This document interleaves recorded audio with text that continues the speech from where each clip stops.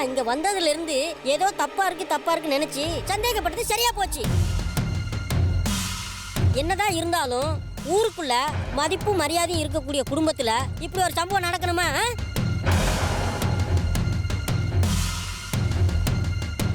ஆரம்பத்திலே தராதரம் பார்த்து பொண்ணு எடுத்திருந்தா நமக்கு இந்த நிலைமை வந்திருக்குமா? சொந்தத்திலே எவ்வளோ பொண்ணு இருக்கு, கேட்டா தானே. எங்கெண்டோ தேடி கண்டுபிடிச்சு கூட்டின்னு வந்தீங்க. ஆனால் அவன் நம்ம எல்லாத்துலேயும் மண்ணை வாரி போட்டு போயிட்டாலே. நான் இந்த குடும்பத்துக்கு எவ்வளவோ பாடுபட்டிருக்கேன். பொண்ணு காணாம போனதும் என்கிட்ட ஒரு வார்த்தை சொல்லிருக்க கூடாது. அப்புறம் எனக்கு என்ன மரியாதை இருக்கீங்க? மாமா, இங்க என்ன பிரச்சனை போயிட்டு இருக்கு? நீங்க என்ன பேசிட்டு இருக்கீங்க?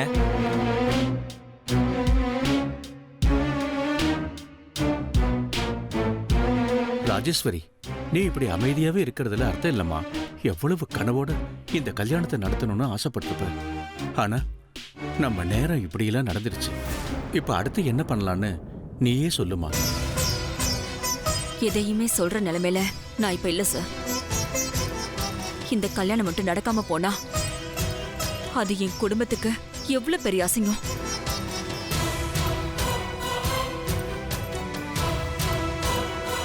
என்ன நம்பி கல்யாண பொறுப்பை ஒப்படைச்ச என் பிள்ளைக்கு இது நான் செஞ்ச துரோகம் ஆயிடாதா?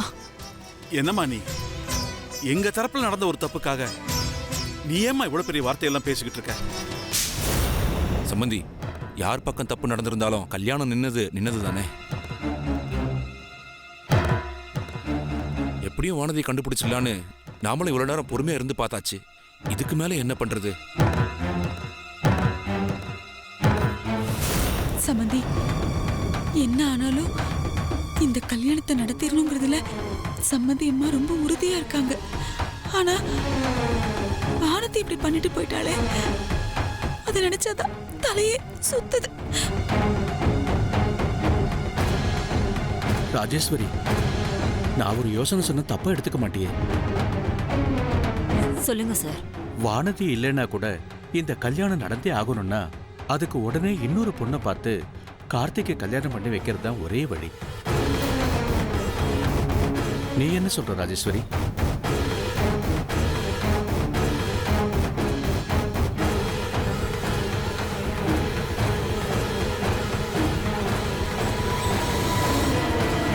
என்ன ராஜேஸ்வரி, கேட்டுக்கிட்டே இருக்கேன், பதிலே சொல்லாம இருக்க.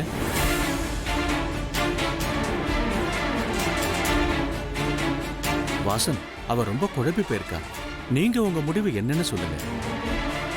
உடனே இன்னொரு பொண்ணை எங்க தேடி கண்டுபிடிக்கிறது?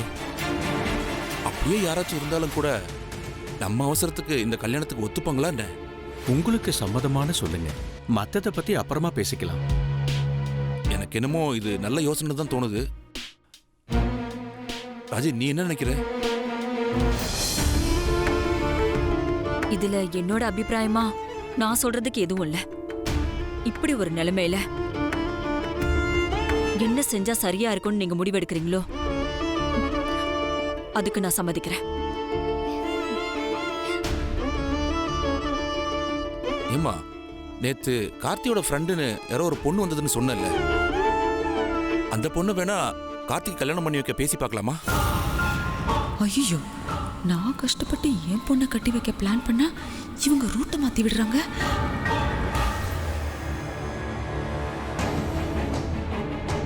நான் வேணும்னா அந்த பொண்ணோட அப்பா அம்மா கிட்ட பேசி பார்க்கறேன்.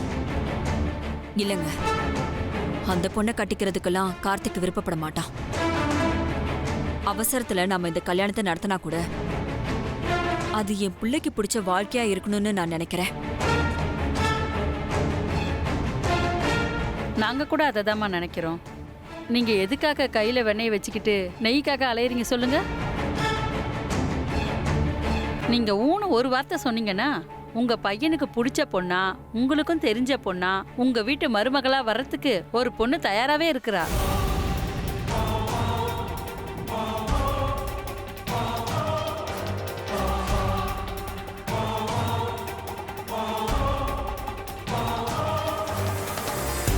எங்களுக்கு தெரிஞ்ச பொண்ணா? யாருங்க அது? வேற யாரு? நம்ம ஆர்த்தி தான்.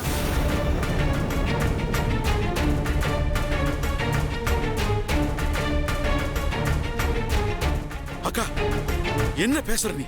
நான் என்ன அப்படி தப்பா பேசிட்டேன் சுந்தரம்? உடனடியா கல்யாணம் நடக்கணும். அதே நேரம் அவனுக்கு தெரிஞ்ச பொண்ணாவும் மாப்பிள்ளைக்கு பிடிச்ச பொண்ணாவும் இருக்கணும்னா அது நம்ம ஆர்த்தியா இருந்தா மட்டும்தான் இதெல்லாம் சாத்தியம்.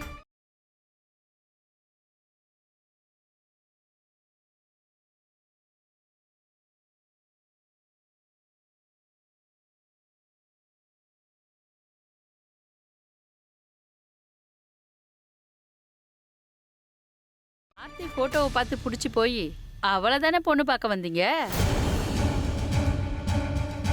ஏதேதோ காரணத்தினால அவகிட்ட இருந்து தட்டி போன கல்யாணம் திரும்ப இப்ப அவகிட்டே வருது. எல்லாம் விதிப்படிதான் நடக்கும். ஆர்த்திக்குமே உங்க வீட்டுக்கு மருமகளா வர்றதுல முழு சம்மதம் தான். இவ்ளோ தூரம் எல்லாம் அமைஞ்சு வரும்போது இன்னொரு பொண்ணு மூலமா கலையறதா நினைச்சுக்குவோம்.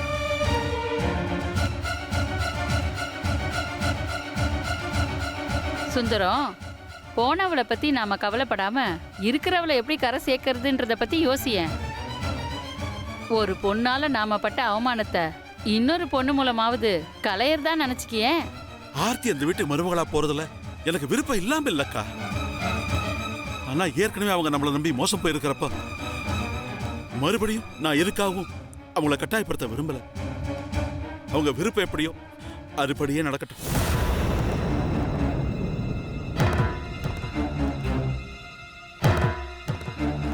அமுதா, நீ என்ன எதுவுமே பேசாம இருக்க? நான் என்ன நீ பேசுறது? என் மனசுல இருக்கிறதெல்லாம் என் வீட்டுக்காரர் தான் சொல்லிட்டாரு. ஆனா சம்மந்தியம்மா, ஒன்னே ஒண்ணு, நீங்க தப்பா நினைக்க கூடாது. வானத்துக்கு பதிலா ஆர்த்தியை கல்யாணம் பண்ணி வைங்கன்னு நாங்க உங்களை கட்டாயப்படுத்தல. ஆனா மண்டபம் வரைக்கும் வந்து எங்க வீட்டு பொண்ணால இந்த கல்யாணம் நின்னு போச்சுன்னு நினைச்சா எங்களுக்கு ரொம்ப குற்ற உணர்ச்சியா இருக்கு. அதை இங்கேயே சரி பண்றதுக்கு எங்களுக்கு ஒரு வாய்ப்பு கிடைச்சா நல்லா இருக்குமே தான் கேக்குறோம். வேற ஒண்ணும் இல்ல. அதுக்கப்புறம் உங்க விருப்பப்படி செய்யுங்க.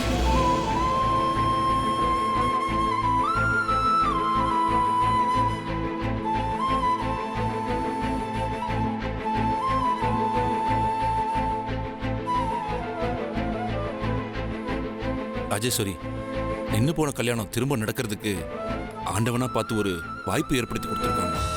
இதையும் நாம தவற விட்டுட்டா நல்லா இருக்காதுங்கிறது என்னுடைய அபிப்பிராயம். நீ என்னம்மா நினைக்கிற? நான் தான் என் மனசுல இருக்கிற எல்லாத்தையுமே சொல்லிட்டேனேங்க. இப்ப இதுல புதுசா சொல்ல என்ன இருக்க? உங்களுக்கு என்ன தோணுதோ அதையே செய்யுங்க.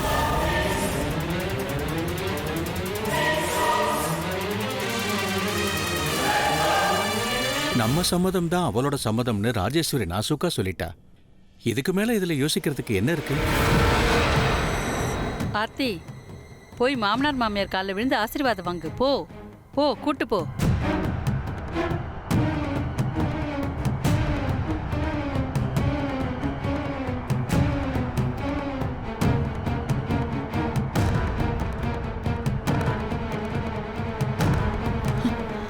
வா, மாமா கால்ல விழு.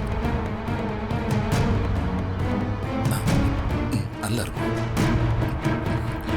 வா.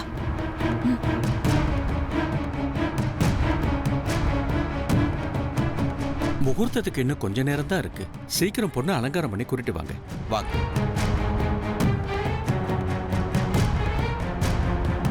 வாமா.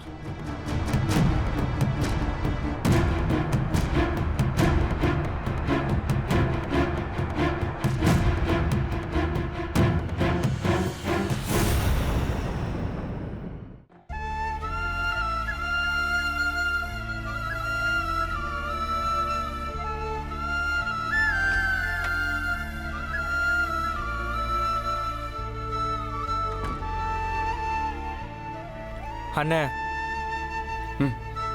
நீ வா என் கூட. டேய் ஜீவா, எங்கடா? வெளியில என்ன நடந்துட்டு இருக்குன்னு தெரியுமா?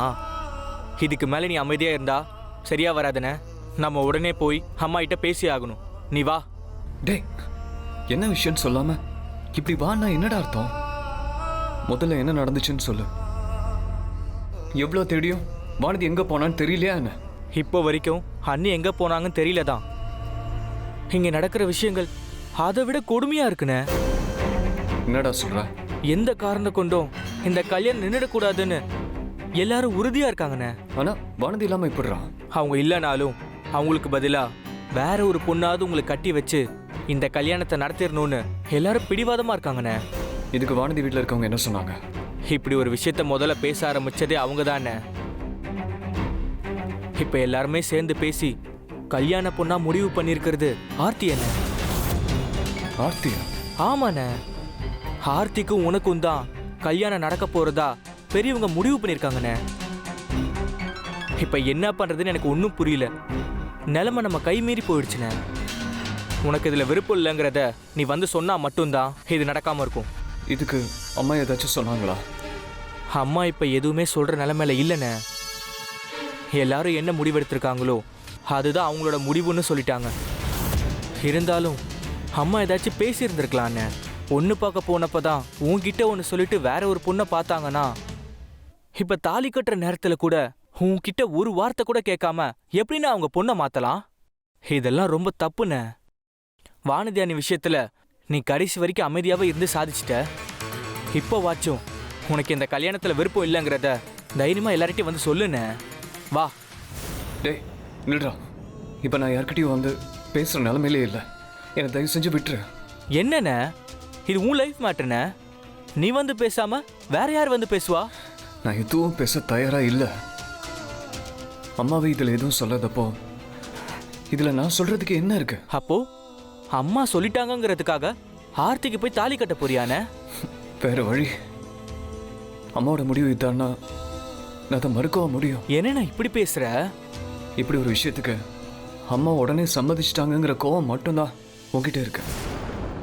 ஆனால் நிதானமாக யோசிச்சு பார்த்தா இப்படி ஒரு நெருக்கடியான நிலைமையில நம்ம குடும்ப மானத்தை காப்பாத்துறதுக்காக அம்மா அந்த முடிவை எடுத்திருக்காங்கன்னு உனக்கு புரிய வரும்.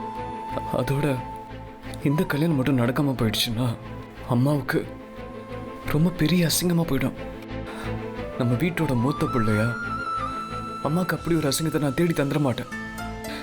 எனக்கு தேவையானதெல்லாம் என்னால் அவங்க யாரும் முன்னாடியும் கூனி குறுகி நின்றுடக்கூடாதுங்கிற ஒரே விஷயம் மட்டும்தான். எதுக்காகவும் அம்மா முடிவு பண்ண ஒரு விஷயம் நின்று போயிட்டதை மட்டும் இந்த ஊர் பேசிடக்கூடாது. எல்லார் முன்னாடி நம்ம அம்மா கூனி குறுகி நிற்காம இருக்கிறதுக்கு நான் என்ன வேணாலும் செய்ய தயாரா இருக்கேன்டா. நீ சொல்றதெல்லாம் சரிதானே. அம்மாவுக்கு ஒரு அசிங்கம் வந்துடக்கூடாதுன்றதுக்காக இந்த கல்யாணத்தை நடத்தணும்னு நினைக்கிறது எல்லாம் சரிதான். அதுக்கு ஆர்த்தியை கட்டிக்கணும்னு உனக்கு என்ன கட்டாயம் இருக்கு சொல்லு? வேற ஏதாவது பொண்ணா இருந்தா கூட பரவாயில்ல, ஆர்த்தில உனக்கு செட்டே ஆக மாட்டானே. அவ கேரக்டர் மோசம் நீ என்கிட்ட எத்தனையோ தடவை சொல்லியிருக்க. அவளை பத்தி தெரிஞ்ச எல்லாம் நீயே எப்படி அவளை மனசார ஏத்துக்கிட்ட? கல்யாணம் பண்ணிக்கிறேன்னு வேற சொல்ற. அம்மா முடிவு பண்ண மாதிரியே வானதியை நான் கல்யாணம் பண்ணிக்கிறதா இருந்தா கூட இதே மனநிலையில தான் நான் இருந்திருப்பேன். வானதியோ ஆர்த்தியோ எனக்கு 2 பேருமே ஒன்று தான். அதனால இதில் அம்மாவோட முடிவு என்னவோ அதான் என்னோட முடிவு. நீ எதுவும் தேவையில்லாம அம்மா கிட்ட போய் பேசிட்டு இருக்காத. அண்ணே, இருந்தாலும் இதுக்கு மேல இதை பத்தி பேசுறதுக்கு எதுவுமே இல்லை ஜீவா. நீ போய் ஆக வேண்டிய வேலையை பாரு. அண்ணே போ ஜீவா.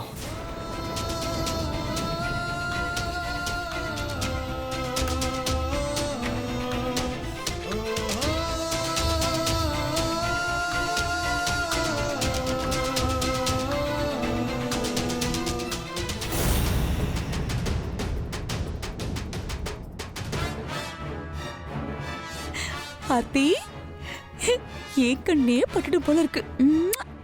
அவ்வளவு அழகு. எப்படியோமா நீ நினைச்சத சாதிச்சு காட்டிட்டமா. உனக்கு பிடிச்ச வாழ்க்கையை அமைச்சு கொடுக்கறதுல நான் பட்ட கஷ்டம் எல்லாம் வீண் போகல. இப்பதான் என் மனசுக்கு அவ்வளவு சந்தோஷமா நிறைவா இருக்கு. இது போட இங்க பாத்தியா, எந்த நேரத்துல உன் அத்தை இந்த புடவையை உன் கையில கொடுத்தாங்களோ இப்ப பாத்தியா இதுவே உன் முகூர்த்த புடவையா ஆக போகுது. எல்லாம் கடவுள் செயல். இந்தா கட்டிக்கோ. நான் நினைச்ச இடத்துல உனக்கு வாழ்க்கையை அமைச்சு கொடுத்துட்டேங்கிற சந்தோஷமே எனக்கு தலைக்கால் புரியலடி. அவ்வளோ நிறைவா இருக்கு.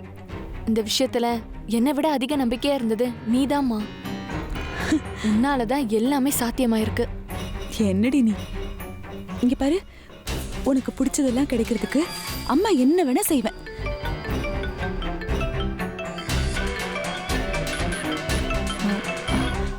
ஆர்த்திமா, நீ இந்த புடவையை கட்டிட்டு ரெடியா இரு. அம்மா இப்ப வந்துரு. எங்கம்மா போற? போன்டா, அம்மா போன் பேசிட்டு வந்துடுறேன். நீ புடவையை கட்டிக்க. ஆ? சரிம்மா.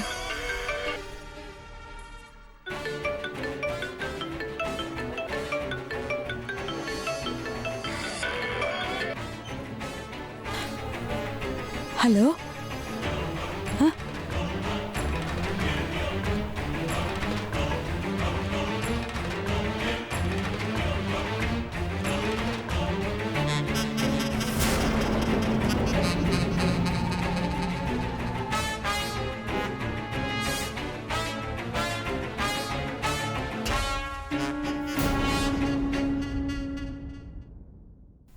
மா, இந்த புடவை எனக்கு அழகா இருக்குல்லம்மா?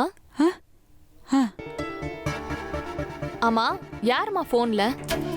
அது அது உடனே போன் எடுத்துட்டு ஓடுனியே, யாராச்சும் முக்கியமானவங்க போன் பண்ணாங்களா என்ன? ஆமா, நம்ம சொந்தக்காரங்க மண்டபத்துக்கு வழி தெரியலன்னு கேட்டாங்க. அதான் சொல்லிட்டு வந்தேன். சரி சரி. மா, உன் மருமக மட்டும் இந்த கோலத்துல என்ன பார்த்தாரு அப்படியே மிரண்டுருவார் இல்லம்மா? ஆரம்பத்துல அவர் என்ன லவ் பண்ணியிருந்தாலும் இடையில இந்த வானத்தி பூந்ததுனால ஏதேதோ குழப்பமாயி போச்சு. இப்ப அவர் மனசுல நான் இருக்கனா இல்லையான்னு தெரியல. ஆனா கண்டிப்பா கல்யாணம் ஆன கொஞ்ச நாள்ல அவரை என் வழி கொண்டு வந்துருவமா.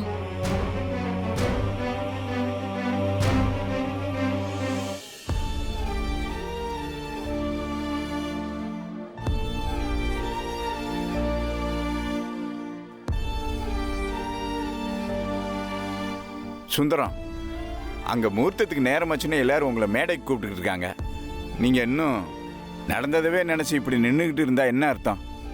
ஆர்த்திக்கு இப்படி ஒரு வாழ்க்கை கிடைச்சதை நினைச்சு சந்தோஷப்படுறதா, இல்ல வானத்தை காணாம போனதை நினைச்சு வருத்தப்படுறதா எனக்கு தெரியல மணி.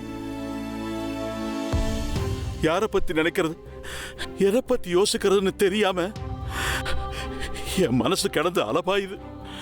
இப்ப வரைக்கும் வானதி என்னை விட்டு போயிட்டாங்கிறத என்னால நம்ப முடியல மணி. அவன் மனசுல சின்னதா ஏதாவது கலக்கம் இருந்தா கூட அத உடனே வந்து என்கிட்ட சொல்லிடுவா. ஆனா இந்த கல்யாணத்துல விருப்பம் இல்லைங்கிற இவ்வளவு பெரிய விஷயத்த எப்படி என்கிட்ட அவளால மறைக்க முடிஞ்சதுன்னு தெரியல. வானதி லெட்டர் எழுதி வச்சுட்டு போயிருக்கான்னு அவங்க சொன்னதும் கண்டிப்பா வானதி அப்படி செஞ்சிருக்க மாட்டான்னு தான் நினைச்சேன். போலீஸ்ல கம்ப்ளைண்ட் கொடுத்து அவளை தேட சொன்னப்ப கூட அவ திரும்பி வந்துருவான்னு நம்புனேன். ஆனா இது எதுவுமே நடக்கல மணி. ஏமாந்துட்ட மணி. என் பொண்ணு என்னை ஏமாத்திட்டா மணி. அப்படி எதுவும் இருக்காது சுந்தரம். என்னதான் இருந்தாலும் நான் அவளை தத்தெடுத்து வளர்த்த வந்தானே, அதனால தான் அவ என்னை இப்படி அம்போன்னு விட்டுட்டு போயிட்டா. ஏன் சுந்தரம், ஏன் இப்படி பேசுறீங்க? வானதி அப்படி நினைக்கிற பொண்ணா? சொல்லுங்க.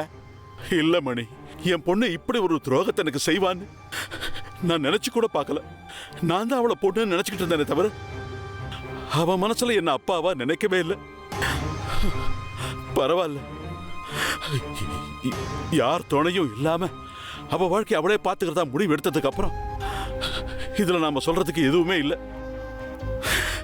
எங்க இருந்தாலும் அவ நல்லா இருக்கட்டும், நல்லா இருக்கட்டும். வாங்க, வெளியில எல்லாரும் உங்களுக்காக காத்துக்கிட்டு இருக்காங்கல்ல. கண்ணை தொடங்க, வாங்க வெளியில எல்லாரும் காத்துக்கிட்டு இருக்காங்கல்ல.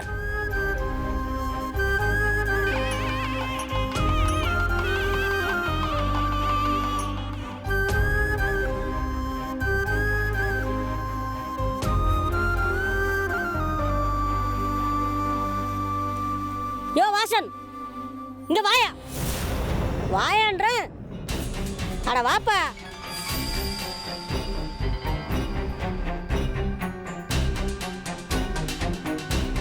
உனக்கே தெரியுமில்ல, உன் வீட்டு விசேஷத்துல முன்ன நின்று எவ்வளவு பிரச்சனை தீர்த்து வச்சிருக்கேன். இதுக்கெல்லாம் ஒரு சின்ன தேங்க்ஸ் கூட சொல்லணும் உங்களுக்கு யாருக்கும் தோணல? அப்பா, ஹைரு அண்ணனை கூட்டிட்டு வர சொல்றாருப்பா. முகூர்த்தத்துக்கு நேரமாச்சுல, போய் கூட்டிட்டோம். சரிப்பா. டேய் ஜீவா, நில்லுடா. நானும் வந்ததுல இருந்து பாக்குறேன், நீங்க யாருமே என்ன கண்டுக்கிறது இல்ல. முதல்ல உங்க அம்மா வர சொல்லு, நான் அவட்ட பேசணும். அம்மா கல்யாண வேலையா இருக்காங்க. என்ன பார்த்து வாங்கன்னு ஒரு வார்த்தை கூட கேட்கல தெரியுமா? இன்னைக்கு வேணா உங்க அம்மா பெரிய கோடீஸ்வரியா இருக்கலாம், ஆனா ஒரு காலத்துல நான் பார்த்து வளர்ந்த பொண்ணு அவ. அவங்க வளர்ந்துட்டாங்க சரி, ஆனா நீங்க இன்னும் வளராம இருக்கீங்களே. இங்க இருக்குப்பா, வாங்கப்பா வாங்கப்பா. இங்க இருக்க பிரச்சனை தெரியாம இவரு வேற. எவனு நம்மள ஒருத்தவங்க மதிக்க மாட்டேங்கிறானே. உட்காருங்க உட்காருங்க, அமைதியா இருங்க. அட என்னங்க நீங்க வேற. எல்லாருக்கும் என்ன பார்த்தா கிண்டலா இருக்கா? வரட்டும், நான் யாருன்னு தெரியும் உங்களுக்கு, அப்புறம் பாக்குறேன்.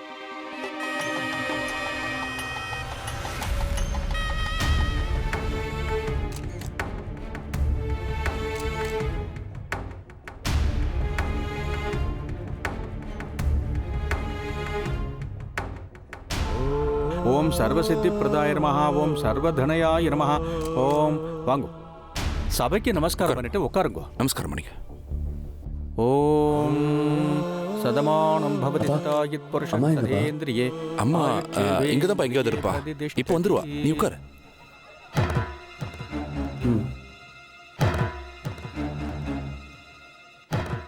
மாப்பிள்ள இந்தாங்க, மாலையை போட்டுக்கோங்க. சதமானம் பவதி சதாயித் புருஷத் சதேந்திரியே ஆயுட்சேபேந்திரியே பிரதிதிஷ்டதி. வாங்கிக்கோங்க. சுக்லாம் பரதரம் விஷ்ணும் குடிக்குங்க. சசிவர்ணம் சதுர்புஜம் பிரசன்ன வதனம் தியாயேத் சர்வ விக்னோபசாந்தயே. யஸ்வத்ரத வக்திராத்யாஹ பார்ஷத்யா பரஷதம் விக்னம் நிக்னந்தி சததம் விஸ்வக்ஷேணம் தமாஸ்ரயே.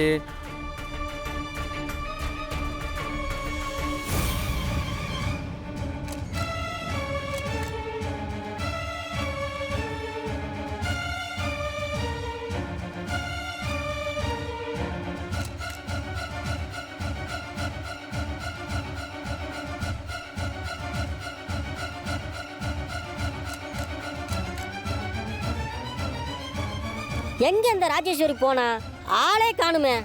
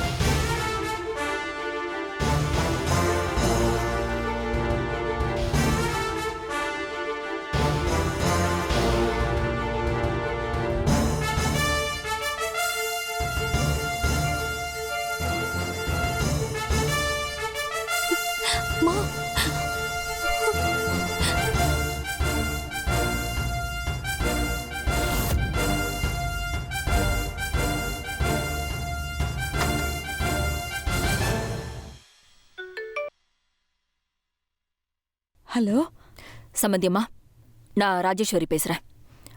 வானதி கிடைச்சிட்டா. நான் உடனே வானத்தை கூட்டிட்டு அங்க வந்துடுறேன். ஆர்த்தியை ரெடி பண்ணி மேடை கூட்டிட்டு போவேனா?